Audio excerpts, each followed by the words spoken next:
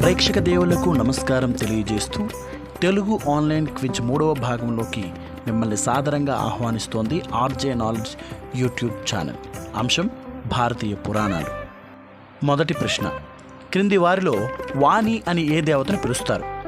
పార్వతీమాత, సరస్వతీమాత, లక్ష్మీమాత, గంగామాత. రెండవ ప్రశ్న, వరాహమూర్తిగా విష్ణువు ఎవరిని సంహరించారు? హిరణ్యకశిపుడు, హిరణ్యధన్వుడు, హిరణ్యాక్షుడు, హిరణ్యగర్భుడు. మూడవ ప్రశ్న, తన 27 మంది కుమార్తెలను కట్టబెట్టి చంద్రుడిని అల్లునిగా చేసుకున్నది ఎవరు? త్వష్ట ప్రజాపతి, కశ్యప ప్రజాపతి, వశిష్ఠ ప్రజాపతి, దక్ష ప్రజాపతి.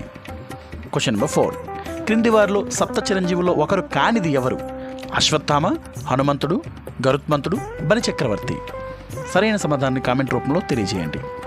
క్వశ్చన్ నెంబర్ 5, పాండవ మాత కుంతీదేవి అసలు పేరు ఏమిటి? పృథ, నర్మద, వైశాలి, మదాలస. మీ సమాధానం ఏదో కామెంట్ రూపంలో తెలియజేయండి. క్వశ్చన్ నెంబర్ 6, సంస్కృత ఆదికవి అని ఎవరిని పిలుస్తారు? వేదవ్యాస మహర్షి, కనాద మహర్షి, వాల్మీకి మహర్షి, పరాశర మహర్షి.